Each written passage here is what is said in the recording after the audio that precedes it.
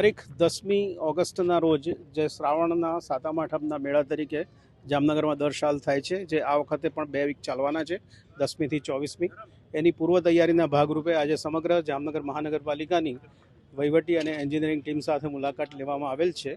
અહીંયા કુલ 43 જેટલા પ્લોટ છે, 3 એન્ટ્રી છે અને સંખ્યાબંધ ઇમરજન્સી એક્ઝિટ આપણે રાખેલ છે. અત્રેની વ્યવસ્થામાં ફાયર, એમરજન્સી, હેલ્થ, આરોગ્ય, પાણી પુરવઠો વગેરે તમામ ટીમો અત્રે હાજર હશે. પોલીસનો પણ સતત બંદોબસ્ત હશે, રેવન્યુમાંથી પણ હશે, એઝ વેલ એઝ મહાનગરપાલિકાના પણ કર્મચારીઓ અહીંયા રાઉન્ડ ધ ક્લોક હાજર હશે. મેળાની પૂરેપૂરી વ્યવસ્થા સારી રીતે થાય એ માટે આજે વિઝિટ કરવામાં આવેલ છે.